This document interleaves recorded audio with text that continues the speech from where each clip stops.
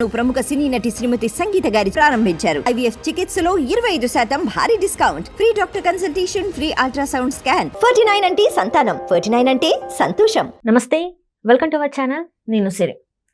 షర్మిల గారికి పోటీగా కడప జిల్లా వైసీపీ అధ్యక్షుడు రవీంద్రనాథ్ రెడ్డి గారిని నిలబెట్టారా అని అనిపిస్తుంది. ఎందుకంటే ఇక్కడ చూసినట్టయితే జగన్మోహన్ రెడ్డి గారు ఇంకా షర్మిల గారికి మధ్యలో వాళ్ళ సొంత మేనమామ ఉండబోతున్నట్టు కూడా అనిపిస్తుంది. సో మరి ఈ కథ ఎటువైపు వెళ్తుంది, ఏమవుతుంది అనేది మనకి వివరించడానికి మనతో పాటు ఉన్నారు ప్రముఖ సీనియర్ జర్నలిస్ట్ డివిఎస్ గారు. నమస్కారం సార్.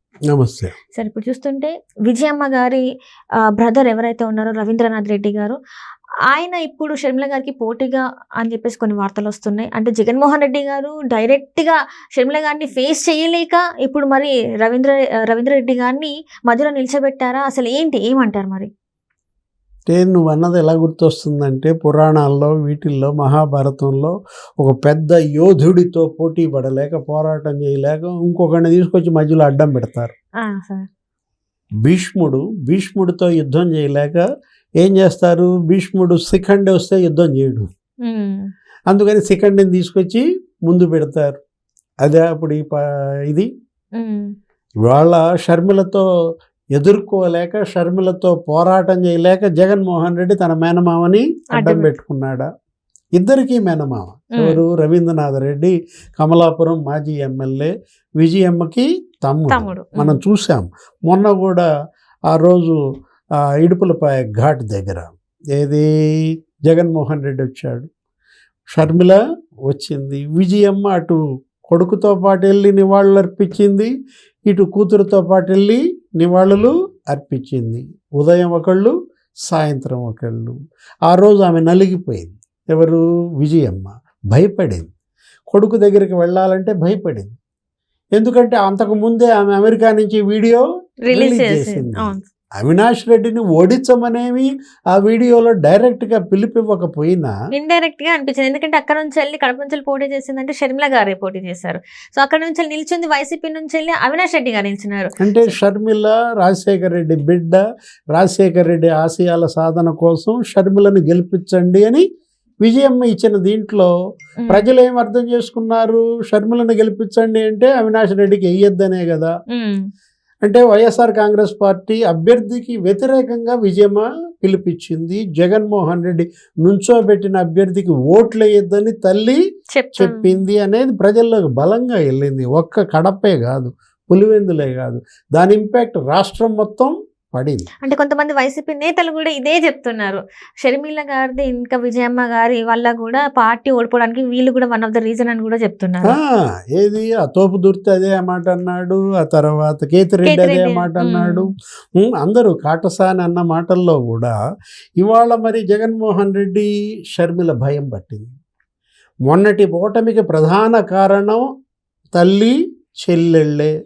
కాబట్టి మరి చెల్లెళ్ళ పోటీ ఎదుర్కోవాలంటే తనొక్కడి వల్ల కాదని, అవినాష్ రెడ్డి కుదరదని ఎవరిని తెచ్చుకుంటున్నాడు ఇప్పుడు? మేనమామని పెట్టుకున్నాడా? అంటే శిఖండిని భీష్ముడికి అడ్డం పెట్టినట్టుగా ఇప్పుడు రవీంద్రనాథ్ రెడ్డిని మరి కడప జిల్లా పార్టీ అధ్యక్షుడిగా ఎంపిక చేశారంటే అసలు మీ కుటుంబమేనా ఇక ప్రతి పదవిలో? కానీ అంతకుముందే ఏమని చెప్పాడు? షర్మిలకి మీరు ఎందుకని రాజ్యసభ ఇవ్వలేదు, షర్మిలకి మీరు ఎందుకని కడప లోక్సభ ఇవ్వలేదు అంటే ఇదే జగన్మోహన్ రెడ్డి ఆ జాతీయ పత్రిక ఇంగ్లీష్ న్యూస్ పేపర్కి ఇచ్చిన దాంట్లో ఏమన్నాడు? ఒక జనరేషన్లో ఒకళ్ళే రాజకీయం చేయాలి, ఇంకొకళ్ళు వ్యాపారాలు చేసుకోవాలి అన్నాడు. అఫ్కోర్స్ పోనీ వ్యాపారాలన్నా ఆమెకి ఏమైనా ఇచ్చావా? అది పంచాయతీయే కదా, వ్యాపారాలను మోసమే కదా, అక్కడ నుంచే స్టార్ట్ అయింది కదా, ఆస్తుల పంచాయతీయే కదా. ఒక తరంలో ఒకళ్ళే రాజకీయం చేయాలంటే అదేంటన్నా? మరి నాన్న అనుకున్నాడా ఈ విధంగా? నాన్న తరంలో నాన్న ఒక్కడే రాజకీయం చేశాడా? బాబాయ్ వివేకానంద రెడ్డి చేశాడు, తాత రాజారెడ్డి కూడా చేశాడు. పులివెందులు రాజారెడ్డి చూసుకునేవాడు కడప. రాష్ట్రంలో తమ్ముడుంటే ఢిల్లీలో అన్నుండేవాడు, ఢిల్లీలో తమ్ముడుంటే రాష్ట్రంలో అన్నుండేవాడు. ఇలా పంచుకున్నారు కదా. అది మరి రాజన్న రాజ్యం అంటే మరి రాజన్న పెట్టిన ప్రిన్సిపల్ నువ్వెందుకని ఫాలో అవ్వు అని షర్మిల నిలదీసింది. పోనీ అదే అనుకుందాం.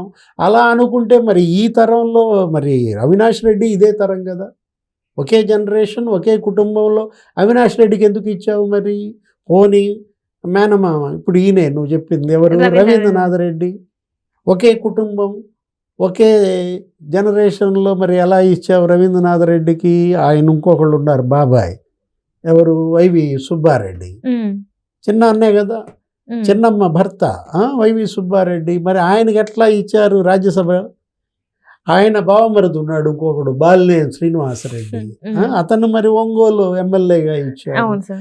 వీళ్ళందరికీ లేనిది నాకొక్కదానికే ఎందుకు ఈ ఆంక్ష అని అడిగింది. ఎవరు? చెల్లి.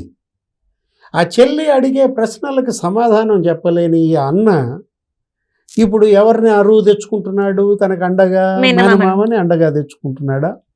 అంటే తల్లిని చెల్లిని నిలవరించాలంటే రవీంద్రనాథ్ రెడ్డి ఉండాలనా? ఇప్పుడు ఒకవేళ ఇస్తే చెడ్డ పేరు పోగొట్టుకోవాలంటే ఈ సామాజిక వర్గాందేనా పెత్తనం అని అనిపించుకోకుండా ఉండాలంటే ఎవరో ముస్లింకి ఇవ్వాల్సింది. కడపలో కొంచెం ముస్లిం పాపులేషన్ ఓటింగ్ ఎక్కువ, అంజాద్ బాషానో ఎవరో ఒకళ్ళు ఉంటారు కదా అక్కడ, వాళ్ళకి ఇవ్వచ్చు కదా. అక్కడ బీసీలు కానీ లేకపోతే ఇంకా వేరే క్యాస్ట్ కన్నా ఇచ్చుంటే ఇంకో రకమైన మెసేజ్ వెళ్ళేది. కానీ ఈ వార్త ఇవ్వడం ద్వారా జగన్మోహన్ రెడ్డి ఏం మైలేజ్ వస్తుందని అక్కడ ఇవాళ దెబ్బతిన్న పరిస్థితి అన్నమాట. అంటే మరమ్మతులు చెయ్యొచ్చు, కానీ మరమ్మతులు చేసే విధానం ఇది కాదు ఆ పార్టీకి. అంటే ఇంతకుముందు కూడా మరమ్మతులు చేసే విషయంలో మనం చూసాం, సీట్లు మార్చడం. సో అక్కడ దెబ్బతిన్నా కూడా స్టిల్ ఇప్పటికీ కూడా జగన్మోహన్ రెడ్డి గారిలో ఆ మార్పు అనేది రాలేదేమో అనిపిస్తుంది సార్. అంటే జగన్మోహన్ రెడ్డికి రాజకీయం చేయటం చేతకాటం లేదా? లేదు, జగన్ చేసే రాజకీయాలు జనానికి అర్థం కావట్లేదా? ఇవాళ అర్థం కాని విషయం ఏంటంటే జగన్కి జనానికి మధ్య గ్యాప్ నడుస్తుంది. అవును సార్. జనం మైండ్ సెట్కి జగన్ వెళ్ళలేకపోతున్నాడు, జగన్ మైండ్ సెట్ జనానికి అర్థం కావట్లేదు. అందుకే మొన్నటి మీరు అన్నది ఏది? ఆ ఘోర పరాజయం. నువ్వు 151 సీట్లతో నిన్ను గెలిపించారు, నువ్వేదో ఓడబొడుస్తావు అనుకున్నారు. ఒక్క ఛాన్స్ అడిగాడు, పాపం తండ్రి లేని పిల్లాడు, తండ్రి చనిపోయాడు అని చెప్పి నిన్ను గెలిపించి నిన్ను ముఖ్యమంత్రిని చేస్తే నిండా గుండు చేశాడు. ఋషికొండను కాదు గుండు చేసింది, రాష్ట్రాన్నే గుండు చేశాడు. 14 లక్షల కోట్ల అప్పుల్లో ముంచేశాడు. ప్రతి ఒక్కళ్ళ నెత్తి మీద 2.5 లక్షలు అప్పేశాడు, తలసరి అప్పు అన్నమాట. ఇంతగా అప్పుల పాలైన రాష్ట్రం దేశంలోనే లేదు.